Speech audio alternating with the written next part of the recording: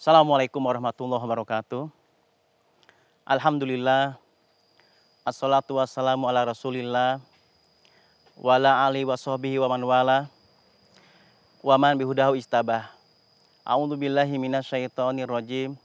Bismillahirrahmanirrahim. Qul in kuntum tuhibbunallaha wa rasuli fattabi'uni yuhibbukumullahu wa rasulah. Al-ayah. Sahabat yang beriman, ada satu kisah yang mana kisah ini disampaikan oleh seorang sahabat Nabi bernama Robiah bin Ka'ab al-Aslami. Ia adalah salah seorang sahabat Nabi yang berasal dari golongan kaum suku Ahlus Suffah. Jadi adalah sahabat Nabi yang beriman dari sekelompok masyarakat Ahlus Suffah. Apa itu Ahlus Suffah? Ahlus Suffah adalah sekelompok sahabat Nabi, mereka orang yang taat, bersemangat dari kelompok masyarakat yang miskin. Kenapa demikian? Karena mereka tidak punya tempat tinggal dan mereka tidak punya perniagaan. Namun mereka setia bersama Rasulullah Shallallahu Alaihi Wasallam. Robiah bin Ka'ab al-Aslami, seorang pemuda dari Ahlus Suffah, ia menceritakan, kuntu abitu ma Rasulullah fa'ataituhu biwudu'ihi wa hajatihi.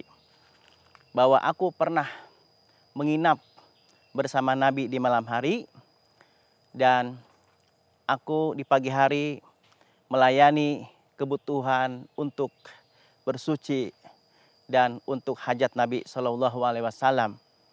Faqala sal. Setelah aku melayani kebutuhan wudhu dan hajatnya Nabi, lalu Rasulullah Shallallahu Alaihi Wasallam dengan spontan menanyakan kepadaku, apa yang kamu inginkan wahai Robi'ah? Qultu as'aluka murafaqatuka fil jannah. Qala aw ghairu dzalika. Qala huwa dzaka as'aluka murafaqatuka fil jannah. Al hadis. Dari kisah hadis ini menceritakan bahwa sosok Robiah bin Ka'ab al-Aslami ini, ia menginap bersama Rasulullah, ia melayani kebutuhan wudhu Nabi, ia melayani kebutuhan bersuci Nabi, dan melayani kebutuhan hajat Nabi Shallallahu Alaihi Wasallam. Lalu dengan spontan Nabi Shallallahu Alaihi Wasallam menawarkan sesuatu. Apa yang kamu inginkan? Apa yang kamu inginkan wahai Robiah bin Ka'ab? Jadi penawaran ini salah satu bentuk kekaguman Rasulullah SAW dan salah satu bentuk kebahagiaannya Nabi. Sehingga apa? Nabi ingin membalas jasa yaitu Robiah bin Ka'ab al-Aslami dengan senantiasa mendoakan sesuatu. Namun Nabi terlebih dahulu menawarkan apa yang kamu inginkan. Hal ini menunjukkan bahwasanya Rasulullah SAW tidak pernah meminta kecuali engkau kabulkan semua doa-doanya. Subhanallah. Ketika Nabi SAW menawarkan satu permintaan kepada sahabat Robiah bin Ka'ab al-Aslami, Robiah seketika dia hanya menjawab, as'aluka murafaqatuka fil jannah. Aku hanya minta satu wahai Rasulullah, izinkanlah aku agar dapat membersamaimu di surga. Jadi kata para ulama, luar biasa ini, satu permintaan yang bisa mencakup semuanya. Kalau kita mungkin ditanya, apa yang kamu inginkan? Apa yang kamu sampaikan dalam doa? Mungkin kita selama ini berdoa ingin punya mobil, ingin bagus karir, ingin punya kendaraan, ingin punya rumah, ingin punya istri cantik dan punya jabatan. Dan semua yang berkaitan dengan materi. Tetapi kecerdikan sahabat Robiah bin Ka'ab al-Aslami ini luar biasa. Dia cukup minta satu saja, namun pada hakikatnya itu sudah mencakup semua kebutuhan kita yang sesungguhnya di surga Allah Subhanahu wa taala kelak. As'aluka murafaqatuka bil jannah. Aku hanya ingin satu wahai Rasulullah, aku agar dapat membersamaimu di surga Allah Subhanahu wa taala. Maka setelah itu apa kata Nabi SAW? Ini ala dalika bikasrotis sholah. Maka bantulah aku agar engkau dapat membersamaiku di surga dengan memperbanyak sholat. Yaitu sholat sunnah. Au bikasrotis sujud. Dengan memperbanyak sujud. Artinya dengan memperbanyak sujud, kita harus memperbanyak sholat.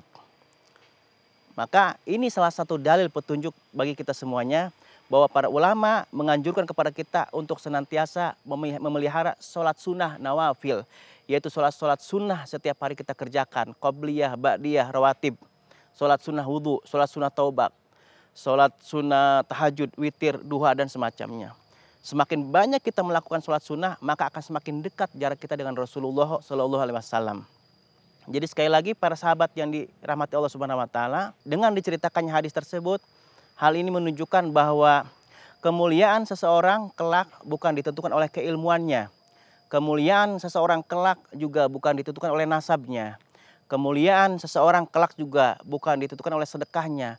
Tetapi juga apa? Dengan dia melayani sang guru, memuliakan seorang guru, melayani kebutuhan guru, adab kepada guru, berakhlak mulia.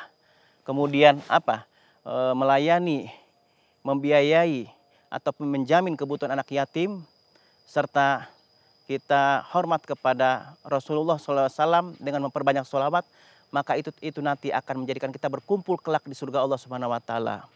Jadi tidak perlu pintar, tidak perlu banyak ilmu, tidak perlu banyak amal, tetapi kita mendapatkan ridho seorang guru, kita minta apa saja akan Allah kabulkan. Subhanallah, luar biasa sekali ya. Jadi sekali lagi, dua amalan sederhana, yaitu cukup dengan kita melayani guru kita dengan baik, melayani kebutuhannya, membantu menunaikan hajatnya, maka insya Allah ridhonya guru akan menjadi seperti ridhonya Allah Subhanahu Wa Taala kepada kita. Ridho guru, begitu juga ridho orang tua, juga insya Allah akan menjadi ridho Allah Subhanahu Wa Taala. Itulah satu gambaran kisah cerita yang diceritakan oleh sahabat Nabi yang bernama Robiah bin Ka'ab al-Islami, atau Robiah bin Ka'ab al-Aslami, salah seorang pemuda yang miskin. Dia tidak banyak amalan, tidak punya banyak kepintaran seperti sahabat lainnya, tetapi dia punya satu pekerjaan, yaitu melayani Rasulullah Shallallahu Alaihi Wasallam. Bukan orang pintar, dia tidak banyak meriwayatkan hadis, tapi dia menjadi pelayan Rasulullah. Ketika Rasulullah ridho dilayani olehnya, dia mendapatkan barokah doa Rasulullah SAW, sehingga apa? Dia tidak perlu bersusah payah banyak beramal, langsung ditempatkan oleh Allah SWT di surganya. Tentu dengan satu catatan. Tentu dengan satu catatan, kata Nabi SAW. Kamu harus memperbanyak sujud. Artinya apa? Kamu harus memperbanyak mengerjakan sholat-sholat sunnah di luar sholat fardu yang wajib kita laksanakan sehari 5 kali. Demikian, mudah-mudahan bermanfaat. Aku qouli hadza wa astaghfirullah li wa lakum. Wallahu waliyut taufik. Ni'mal maula wa ni'mar rafiq. Wal hadi ila siratal mustaqim. Assalamualaikum warahmatullahi taala wabarakatuh.